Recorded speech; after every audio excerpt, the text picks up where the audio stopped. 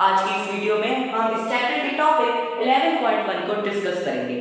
Topic 11.1 क्या है? This topic is about homeostasis in plants. देखिए, लास्ट लेक्चर में हमने डिस्कस किया कि होमियोस्टेसिस इंटरनल कंडीशंस की मेंटेनेंस को कहा जाता है। अब प्लांट्स जिनका ऑर्गेनिजम्स हैं तो उन्हें भी अपने इंटरनल कंडीशन को मेंटेन रखना जरूरी है। सो देयरफॉर वो कुछ सेवरल होमियोस्टेटिक प्रोसेसेस करते हैं for the maintenance of their internal condition. सबसे पहले हमारे पास है removal of carbon dioxide and oxygen. देखिए, रिमूवल की बात हो रही है। अगर आप याद करें, अपनी मेमोरी को रिकॉल करें, तो हमने होमियोस्टेसिस के अंदर एक प्रोसेस पढ़ा था that is excretion. So excretion is related to removal. So यहाँ पर क्या हो रहा है, ये जो कार्बन डाइऑक्साइड है और जो ऑक्सीजन है जो कि प्लांट की बॉडी में सरप्लस है, वो क्या हो रही है, रिमूव हो रही है।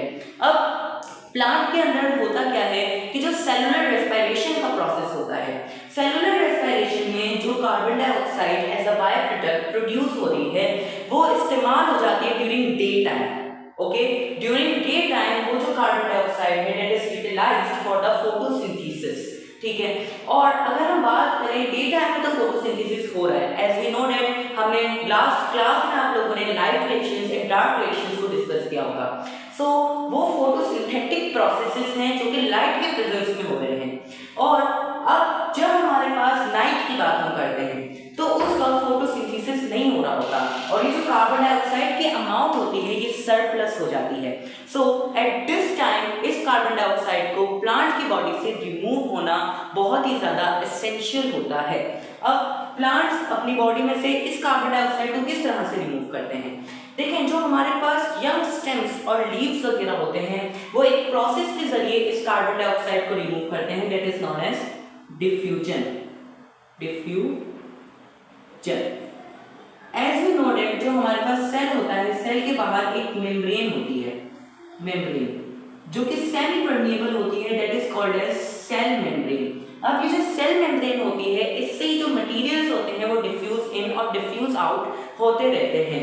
सो अल्टीमेटली ये जो कार्बन डाइऑक्साइड होती है ये भी जो हमारे पास लीव्स और स्टेम्स होते हैं उनमें से जो है डिफ्यूजन के प्रोसेस के जरिए क्या होती है, स्केप आउट होती है।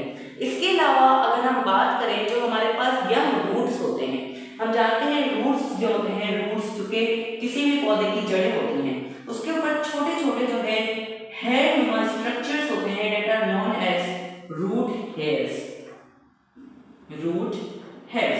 तो ये जो रूट हेयर्स होते हैं बेसिकली इनमें से क्या होता है, डिफ्यूजन का प्रोसेस होता है into the young roots from the general root surface.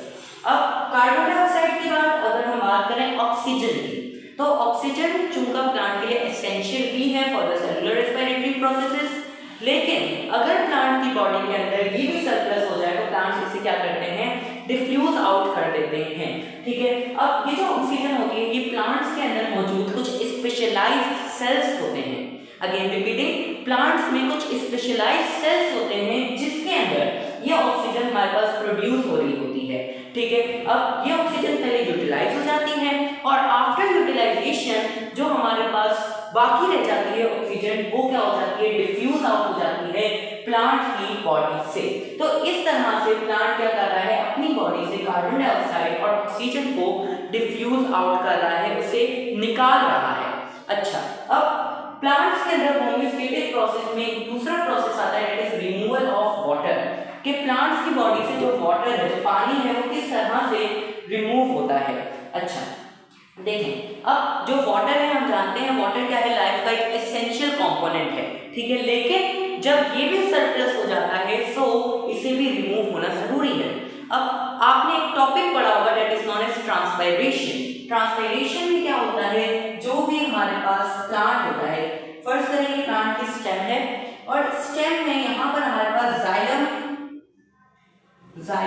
Sales और जाइलम टिश्यूज मौजूद होते हैं जो कि क्या करते हैं, वाटर को कैरी करते हैं। ठीक है, फर्स्ट में वाटर के मॉलिक्यूल्स हैं जो कि इन जाइलम सेल्स से, जाइलम टिश्यूज से क्या हो रहे हैं, कैरी हो रहे हैं और ऊपर तक जा रहे हैं। अब जो लीफ सरफेस होता है, लीफ सरफेस से क्या होती है, ट्रांसपायरेशन अगर होती है। अब लीफ पर हम जानते हैं स्पेशलाइज्ड पोर्स होते हैं जिन्हें हम स्टोमेटा कहते हैं, स्टोमेटा। और इन्हीं स्टोमेटा से जो वाटर है ये प्लांट की बॉडी से रिमूव हो जाता है, और removal of water through stomata is called transpiration. तो रिमूवल ऑफ वाटर में सबसे पहला जो प्रोसेस आ गया that is transpiration, transpiration.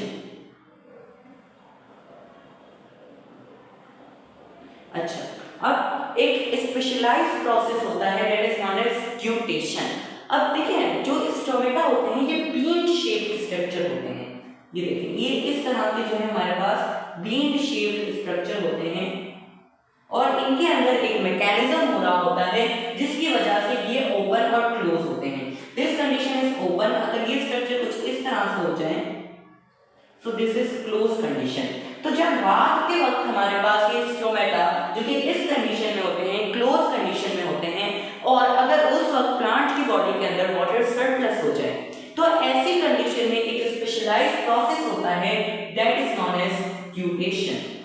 Guttation, guttation क्या है? जो कि लीफ सरफेस होता है, लीफ सरफेस की टिप और एजेस से क्या होते हैं, वाटर के ड्रॉपलेट्स जो है अपीयर होते हैं, और वाटर के ड्रॉपलेट्स की इसी अपीयरेंस को हम क्या कहते हैं, ग्यूटेशन का नाम देते हैं। इसके बाद हमारे पास मेटाबॉलिक वेस्ट का रिमूव होना, removal of metabolic waste. Last lecture में भी हमने डिस्कस किया था मेटाबॉलिज्म के रिजल्ट में जो भी वेस्ट मटेरियल निकलता है that is known as metabolic waste. अब जो मेटाबॉलिक वेस्ट है प्लांट्स के अंदर बेसिकली ये हमारे पास प्लांट्स के जो लीफ सरफेस होता है उसमें एक्यूमुलेट होता जाता है, जिसकी सबसे कॉमन एग्जांपल है calcium oxalate. Calcium oxalate, calcium oxalate क्या है, एक तरह के क्रिस्टल्स हैं जो कि क्या हो रहे हैं, रिमूव हो रहे हैं प्लांट की लीफ प्लांट की लीफ सरफेस में एक्यूमुलेट हो रहे हैं, ठीक है। अच्छा, कैल्शियम ऑक्सलेट के अलावा भी हमारे पास कुछ मेटाबॉलिक वेस्ट्स होते हैं जैसे कि रेजिन्स, गम्स, लैटेक्स, ठीक है, ये सारे जो है हमारे पास क्या है, मेटाबॉलिक वेस्ट हैं। रेजिन्स की बात करें तो ये एक ऐसे मेटाबॉलिक वेस्ट हैं जो कि अमूमन कार्निफरस प्लांट से रिमूव हो रहे होते हैं। लैटेक्स अमूमन जो है हमारे पास रबर प्लांट से रिमूव हो रहे होते हैं, गम्स कीकर वगैरह से रिमूव हो रहे होते हैं, ठीक है, और ये इस तरह से जो है ये जितना भी मटेरियल है ये प्लांट सरफेस से रिमूव होता है। तो आज यहाँ पर ये लेक्चर कंप्लीट होता है। अगर आपको आज का लेक्चर पसंद आया हो तो इस वीडियो को लाइक करें और कमेंट भी करें, और मिलते हैं हमें एक और नई वीडियो के साथ, तब तक के लिए अल्लाह हाफिज़। Thank you very much.